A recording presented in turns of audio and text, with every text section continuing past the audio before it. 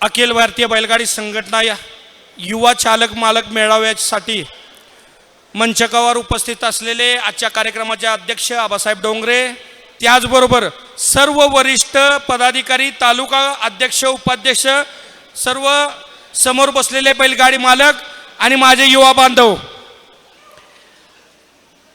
काय एखाद्या पदावर नसताना त्या कार्यक्रमात येऊन आपण काय बोलणं हे प्रोटोकॉलनुसार चुकीचं आहे. पण काय माझ्या युवा बांधवांनी आग्रह केला की तुमच्या तालुक्यात मीटिंग आहे, तुम्ही आलं पाहिजे.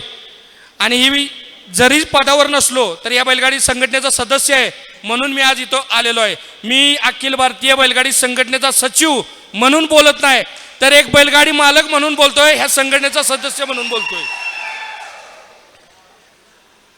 आपण काय निर्णय घेतले, आबांनी त्यांच्या बाईटमध्ये सांगितले की पश्चिम महाराष्ट्र उत्तर महाराष्ट्र हा भेदभाव संपवा, पण जी मैदानं होतील ती मैदानं तिथं स्थानिक ज्या तालुक्यात मैदान होतंय त्या मैदानाचा आयोजक आणि तिथली तालुका कमिटी यांच्यावर तो निर्णय द्या.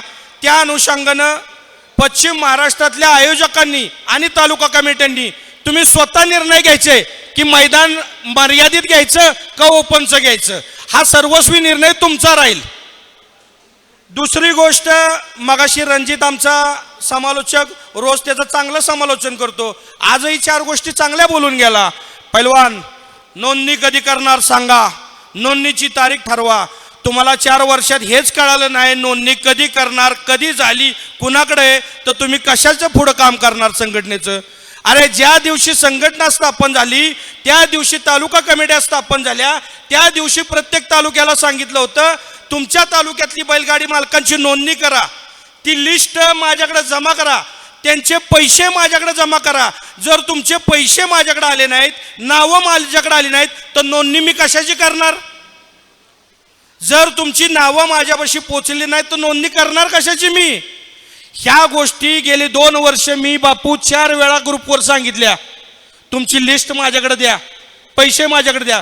मुळशी तालुका आहे आमचा, इथं सुमित कुठे गेला, मुळशी तालुका आहे, भोर तालुका आहे, किंवा अजून पाटण तालुका आहे, अशा 3-4 तालुक्यांचे पैसे माझ्याकडे मी वारंवार सांगितले जमा आहेत. तुम्ही सांगत असाल तर त्यांची नोंदणी करतो, नाही तर त्यांचेही परत देऊन टाकतो. काय होतं, एखाद्या गोष्टीवर चर्चा किती करावी. परवाच्या 8 तारखेच्या मीटिंगमध्ये सांगितलं 30 तारखेला माझ्याकडे हे जमा करा, आणि आज पुन्हा एकदा सांगतो रणजित, ह्या 30 तारखेला सगळ्या कमिट्यांचे पैसे आणि ती लिस्ट माझ्याकडे जमा झाली तरच तुमची नोंदणी केली जाईल. जो तालुका कमिटीचा सदस्य, खजिनदार किंवा अध्यक्ष ती जमा करणार नाही त्या तालुक्याची नोंदणी होणार नाही.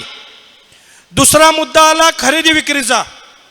खरेदी विक्रीबाबत आमच्या अमोलदादाने सांगितलं, इतरांनी सांगितलं, संदीप भाई माळी मुंबईचे अध्यक्ष आहेत, त्यांनी सांगितलं खरेदी विक्री चालू राहू द्या. 100% मान्य, खरेदी विक्री चालू राहू द्या. आज सकाळी चर्चासत्रावर हा मुद्दा उपस्थित झाला.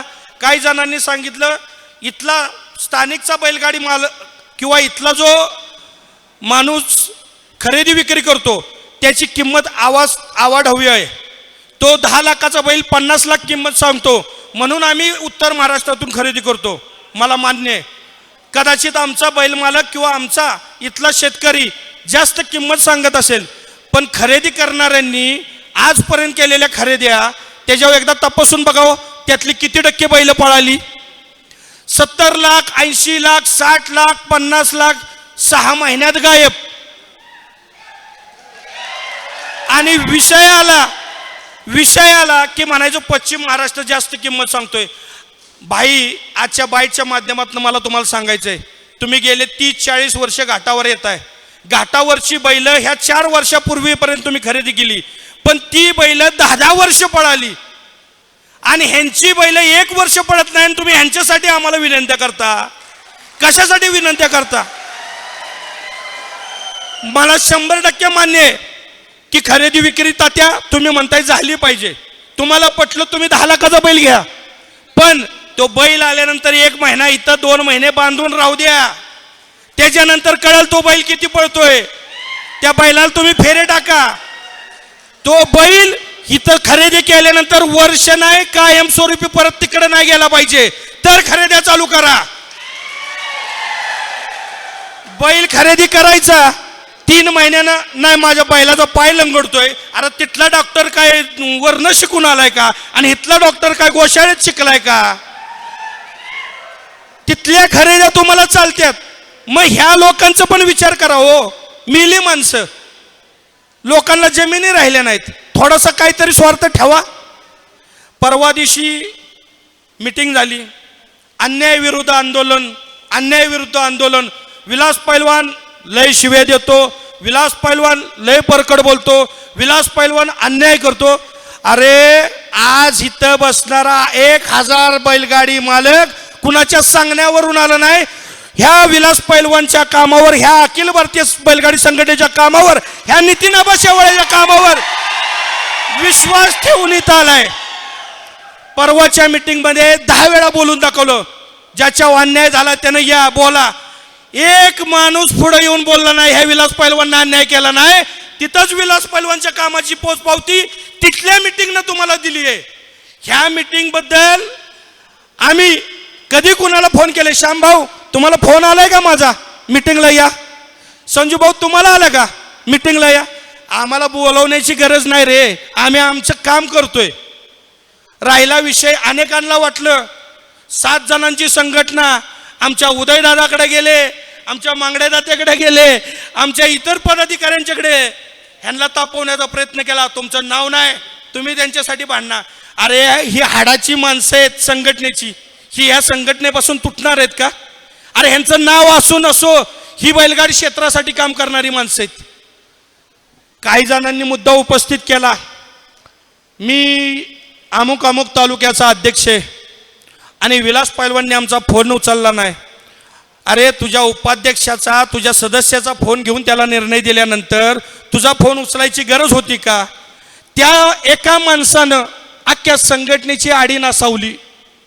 हे कुणाला माहीत नव्हतं. संघटनेत 7 संचालक आहेत.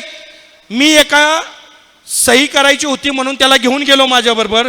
त्याला कळालं इथं 7 संचालक. ही बातमी त्यानं फोडली आणि आपल्यात विसंगती निर्माण करण्याची प्रयत्न केली त्या फलटणच्या तालुका अध्यक्षानं. त्यानं 2 वर्ष झाले. आता हा किरण इथं आलाय फलटण तालुक्यातून, आयोजक आहे. 2 वर्ष झाले संघटनेला न माहिती होता आयोजन कमिटीकडून 10,000, 7,000, 5,000 ची पावती त्यांनी सुरू केली. माझा आज विचार नाही त्यांना, तुम्ही कुणाच्या आदेशाने ही पैसे सुरू केले आणि ते पैशाचा हिशोब मागितल्यानंतर तुम्ही ह्या मोठ्या वरिष्ठ संघटनेत फूट पाडायचं काम केलं. हे अतिशय नालायक कृत्य त्या लोकांनी केलेले. ते पैसे काही ठराविक पंचमंडळी वाटून घेत होती, त्यानंतर ऑब्जेक्शनचे पैसे वाटून घेत होती आणि त्या पैशाचा हिशोब मागितला म्हणून हे आत्ताच आपण आज बसलो तात्या. म्हणजे लोक काय थराची आहेत हे लक्षात घ्या. त्याचबरोबर एका व्यक्तीनं, फार मोठ्या व्यक्तीनं उद्गार काढले, एखादा आंबा नासका असतो त्याला त्या आडीतनं काढून टाकला म्हणजे आडी शाबूत राहती. अरे पट्टे 5 वर्षापूर्वीच मला हे कळालं होतं म्हणून तुला ह्याच्यात घेतला नाही. आम्हाला माहित होतं या आडीनं असणार आहे. नाद करायचा पण कुणाचा करायचा? जातीवंत पैलवानाचा. अरे स्लोवाकिया, किर्गिस्तान आणि पोलंड 3 बाहेर देशातल्या पैलवानांना ठोकून ह्या भारत देशाला कांस्य पदक मिळवून दिलं ह्या विलास देशमुखनं. त्याचा नाद करता? अरे तुम्ही स्पष्ट सांगा तात्या. आज बी ह्या जनतेला आम्ही माझ्या नंदीची शपथ घेऊन सांगतो, तुम्ही सांगा विलास पैलवान थांबा, विलास पैलवान 2 मिनिटात थांबणार. पण ह्या कुठल्या आयऱ्या गायऱ्यांनी सांगितलं ना विलास पैलवान थांबला पाहिजे, विलास पैलवान थांबत नाही, यांच्या बापाला थांबत नाही. हे रामायण आहे. मला ह्याचं महाभारत करायचं नाही, कारण की महाभारताचं कुरुक्षेत्र झालं आणि आपल्या आपल्या भाऊभावाची वाट लागली. हे रामायण आहे आणि शेवाळे आबा आमचा प्रभू राम आहे. प्रभू राम आहे शेवाळे आबा आमचा. शेवाळे आबा आमचा मोठा भाऊ आहे. त्या प्रभू रामाला त्याच्या युगात रामायणात 14 वर्षाचा वनवास भोगावा लागला. ह्या शेवाळे आबानं 8 ते 9 वर्ष लढा दिला. त्यानंतरची ही 4-5 वर्ष म्हणजे त्या शेवाळे आबाला पण 14 वर्ष वनवास भोगावा लागला. तेव्हा त्याला देव पण आलं. आणि हे मी का सांगतोय, शेवाळे आबा असतील तर आम्ही इथं उदयदादा असो, आनंदाप्पा असो, मांगडे दाते असो, अमोल गायकवाड असो किंवा कोणी बैलगाडी मालक असो, शेवाळे आबा आमचा प्रभू राम आहे. तो इथं असला नसला त्याच्या चपला त्या गादीवर ठेवू आणि आम्ही काम करू. पण जर शेवाळे आबा थांबला तर आम्ही बी ह्या संघटनेत सगळे थांबू, एवढं तुम्हाला 100% सांगतो. आज बोलण्यासारखं भरपूर आहे, पण वेळेअभावी काही गोष्टींना आवर घालतो. पुन्हा आपण सगळेजण इथं आलात आणि एक सगळ्यात महत्त्वाचा मुद्दा या युवा संघटनेचा, ही युवा संघटना कुठली दुसरी तिसरी संघटना नसून शेवाळे आबांनी जी मला सांगितलं होतं की एक बी टीम तयार करा, ती बी टीम ह्या संघटनेची, ह्या अखिल भारतीय संघटनेची बी टीम ह्या विलास देशमुखने हे युवकांना घेऊन तयार केली. हे युवक कालही संघटनेच्या निर्णयाच्या विरुद्ध नव्हते, आजही नाहीत आणि उद्याही राहणार नाहीत. जी काय संघटना निर्णय देईल त्याच्याबरोबर आम्ही राहू. पण उद्या मी, आप्पा, दादा, तात्या, दत्ताभाऊ ह्यासारखी मंडळी आम्ही थकल्यानंतर उद्या हे क्षेत्र पुन्हा व्यवस्थित चालवण्यासाठी ह्या युवा संघटनेची गरज आहे. त्यामुळे ह्यांच्यावर कोणी प्रत्यारोप आरोप करत असतील तर ते करणं टाळा. पुन्हा तुम्ही सर्वजण इथं आलात आणि आपल्या प्रभू श्री रामाला विनंती केली. मी नक्कीच सांगतो येत्या 8-10 दिवसात